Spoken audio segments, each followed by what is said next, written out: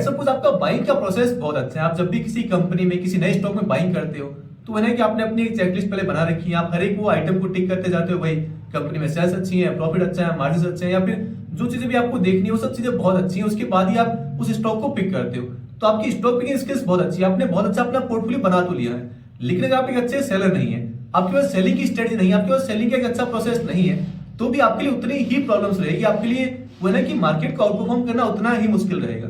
क्योंकि देखिए बाइंग का जो काम है वो तो ये हुआ कि 50% में मैं नहीं कहूंगा, इवन वो तो 50% में नहीं, वो एक इनिशियल स्टेज है, उसके बाद ही चीजें आगे होनी है। तो अगर आप वो सही टाइम पर अपने शेयर्स को, अपने स्टॉक्स को सेल नहीं करोगे, जब कंपनी ने आपको ट्रिगर दे दिया है, अब ऐसे में होता है क्या है जनरली कि यार हमारे अंदर ना बहुत सारे बायसेस आ जाते हैं कि यार ये स्टॉक या ये कंपनी में इतने लंबे टाइम से होल्ड कर रहा हूँ, इतने लंबे टाइम से ट्रैक कर रहा हूँ, मुझे इस कंपनी के बारे में, इसके मैनेजमेंट के बारे में इतना कुछ पता है, इतने क्वार्टर्स मुझे हो गए हैं, या फिर इस कंपनी ने, इस स्टॉक ने मुझे इतने रिटर्न्स पास्ट में बनाकर दे दिए, तो यार फिर हम अपने आप को जस्टिफाई करने लगते हैं कि मैंने इस कंपनी को भी होल्ड कर लेता हूँ, बस एक दो क्वार्टर का अंडर परफॉर्मेंस रहेगा और चीजें फिर से रिकवर हो जाएगी, क्योंकि मैं पर्सनली मैनेजमेंट को जानता हूँ, कंपनी को जानता हूँ, इसका पास्ट का ट्रैक रिकॉर्ड बहुत अच्छा है, पास्ट में इतने अच्छे रिटर्न्स मुझे दिए हैं, वो बहुत सारी चीजें हमारे दिमाग में आने लगती है। तो उस समय हमको है ना कि जब हमें कंपनी ने सेलिंग के टिकट्स दे दिए हैं, सेलिंग के रीजंस दे दिए हैं, भाई जो बिजनेस जो पहले था वो अब नहीं है, या फिर जो रीजंस हमने पहले वो ना कि देखकर परचेज किया था उस स्टॉक को वो भी अब नहीं है, या चीजें कुछ भी करके खराब हो गई है, तो ऑब्वियस चीज तो यही कि उस समय अपने स्टॉक को सेल कर देना है।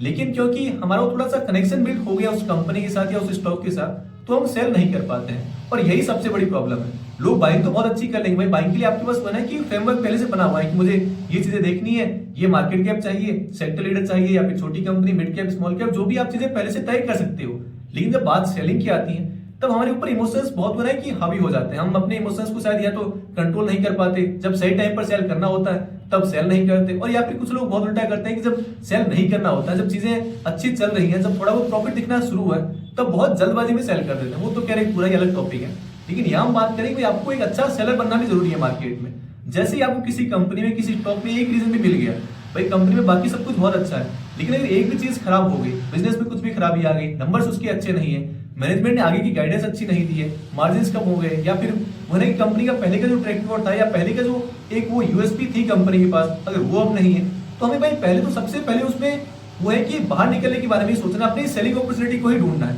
अगर कंपनी बहुत अच्छी है, कंपनी में सब कुछ बहुत अच्छा है, बस एक दो क्वार्टर का अंडर परफॉर्मेंस है, कंपनी फिर से रिकवर कर जाएगी, तो जब चीजें ठीक होगी तब हम फिर से वापस आ जाएंगे। लेकिन अभी हमारा जो वो है कि फर्स्ट प्रायोरिटी है वो हमारी अपनी कैपिटल को सेव करने पर होना चाहिए। भाई अगर आपने गलती कर दी और आप इमोशंस में कैरिड अवे हो गए, आपने स्टॉक्स को सेल नहीं किया, तो होगा क्या कि जो आपका प्रॉफिट हुआ इतने टाइम में, इतने लंबे टाइम पीरियड में आपने होल्ड किया, प्रॉफिट बनाया है, वो तो वाइप आउट होगा ही, लेकिन साथ ही जो आपकी इन्वेस्टेड कैपिटल है वो भी शायद एक बहुत लंबे टाइम के लिए स्टक हो जाएगी, क्योंकि हमें नहीं पता भाई कंपनी चाहे कितनी अच्छी हो, मैनेजमेंट चाहे कितना ही कॉन्फिडेंट हो, हमें कितनी रोजी पिक्चर्स दिखा दी मैनेजमेंट ने, लेकिन अगर वो कि बिजनेस ने अंडर परफॉर्म किया, तो हमें नहीं पता है कि स्टॉक प्राइस कब तक नीचे जाता रहेगा या कब तक नीचे ही रहेगा। तो वो है कि हम अपनी बहुत बड़ी कैपिटल को, अपनी उस इन्वेस्टेड कैपिटल को एक बहुत लंबे टाइम के लिए हमें भूलना होगा, क्योंकि लॉस हम बुक करेंगे नहीं, उस कंपनी को हमें सेल करना नहीं, हमारा कनेक्शन बिल्ड हो गया। तो चीजें यही है कि भाई जहां भी आपको ट्रिगर मिला सेलिंग का, जहां भी आपको रीजंस मिले सेलिंग के, सबसे पहले सेलिंग के बारे में ही सोचना है। अगर सब कुछ बहुत अच्छा है तो जैसा मैंने पहले कहा कि हम फिर से वापस उस कंपनी में आ जाएंगे, लेकिन एक बार के लिए अपनी कैपिटल को सेव करना हमारी फर्स्ट प्रायोरिटी होनी चाहिए। तो बस यही था आज के इस वीडियो में।